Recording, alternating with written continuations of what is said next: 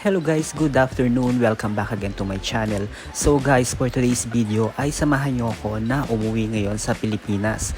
Yes guys, magbabakasyon na tayo uli sa Pilipinas after 2 years. So guys, ayun nga, kung napapansin nyo guys ay nasa taxi na ako ngayon papuntang Dubai Airport.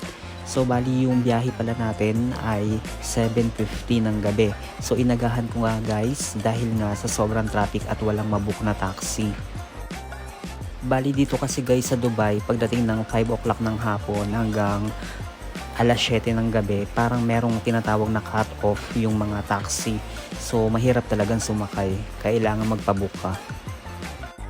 So dahil nga wala tayong mahanap na taxi guys, ayun napilitan ako na i-download yung Careem para may mabook lang na taxi. At ayun guys, finally nakapagpabook nga tayo at malaking tulong talaga yung application na Careem kapag maghahanap ka ng taxi.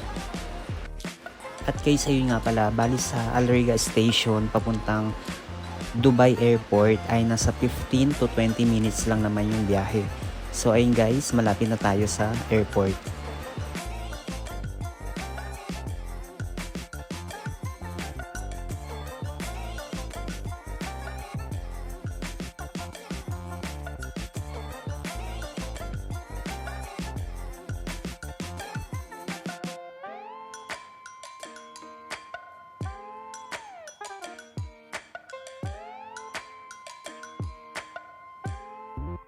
So ayun guys, nandito na tayo ngayon sa terminal.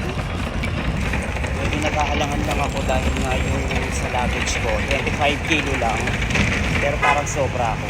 So malalaman natin na.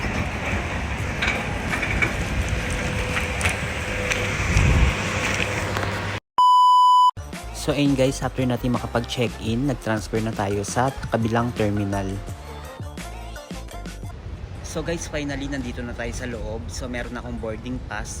So buti na lang guys, nakalusot tayo doon sa tinitimbang nga kasi diba yung luggage. Bali kasi first time ko dito na mag-flight Singapore Airlines. So bali kasi yung luggage ko is 25 kilo lang. Eh yung dala ko kasi parang halos 25, more than 25. Yun yung pagkatimbang, parang umabot siya ng 26 or 27 pala. Tapos bali yung hand carry ko guys, umabot siya ng almost 12. Eh kasi parang ang sabi nga lang 7 kg nga lang kasi diba yung hand carry. So parang umabot siya ng 11 kg pala. Yun guys, buti na lang mabait yung lalaki. Sabi niya sa akin yung hand carry ko kung gusto ko daw i-check in. Ang sabi ko hindi, i-hand carry ko na lang. So okay lang sa kanya kahit sobra-sobra sa 7 kg. So anyway guys, kaya nga pala ko uuwi ng Pilipinas ay bakasyon natin. So after 2 years mahigit, ayun, uuwi ulit tayo ng Pilipinas. And guys, nandito na tayo. Wala pa masyadong tao kasi maaga pa. Talagang inagahan ko kasi nga yung luggage ko. Iniisip ko.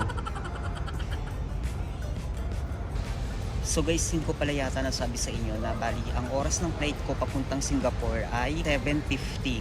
Tapos pagdating natin ng Singapore, meron tayong 4 na oras na maghihintay papuntang Pilipinas.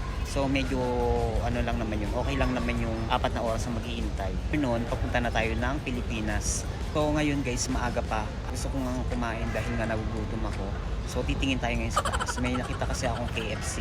So titingnan natin kung anong makakain natin. A few minutes later. Okay na guys, nandito na tayo sa loob.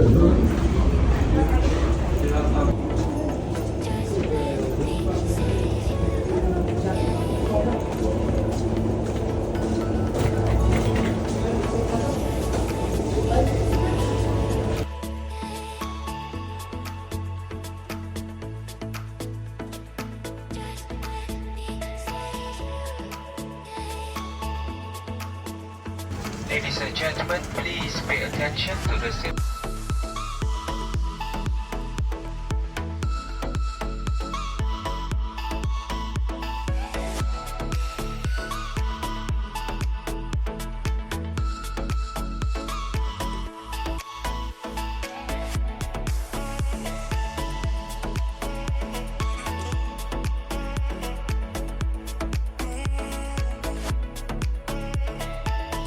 Two 2,000 years later.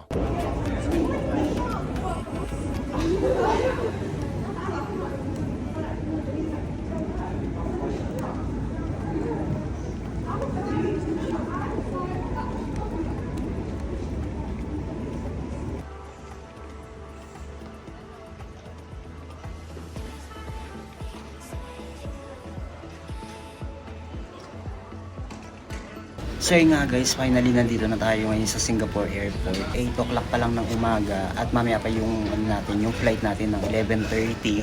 So ngayon ay pahinga muna tayo, tapos mamaya hanapin ko na rin kung ano yung gate kasi sa ngayon wala pa yung, hindi pa ngayon nila pinopost kung anong gate number. So update ko kayo ulit mamaya.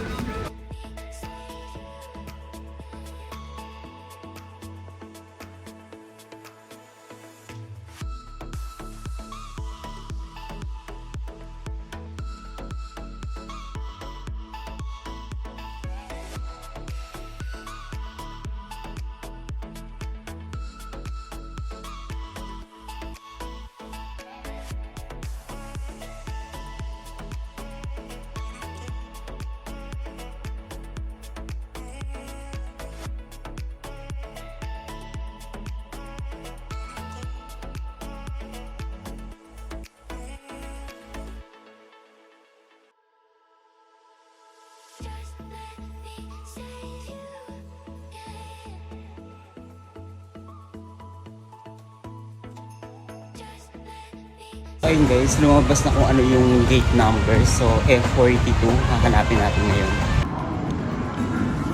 So ito na guys, ang F42.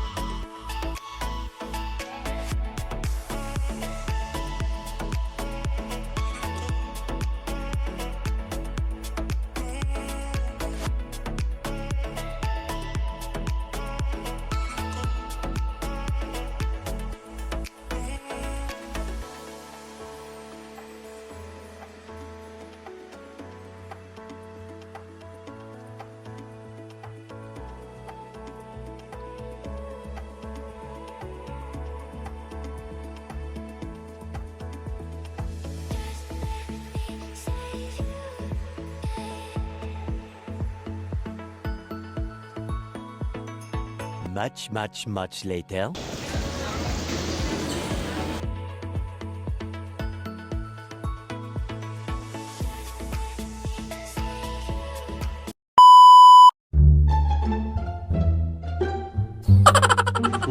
Sa'yo.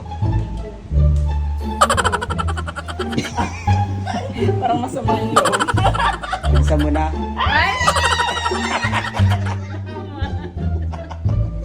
Ay, salamat. Tuntua naman. Siyempre. Tingin. Oh, di ba? Doble kwintas, mayaman yan doon. Special mayaman. Oh, ano masasabi mo sa bago mong kwintas? Salamat sa'yo. Salamat. At makapal yung pinili mo sa akin kwintas. Ay, kaya parang isuot kasi daw, nipis daw yung kwintas na una. Bigayin kay tatay t-shirt niya. Ay, eto, buksan mo yan. Tay, buksan mo. Excited. Wow! Social! Bulgan. Tingnan mo mo tayo kasi silver. Yan. Ganda. Makapal yan kaysa kwintas mo. Oh. Alam nyo na, monthly ha? Ala, kumikinang ka dyan. Wow. Kita ka. Baka hablutin kayo yan ha? ng ano. Kaya ako, Baka magkaroon ka ng rashes sa liig. Ano masasabi mo? salamat.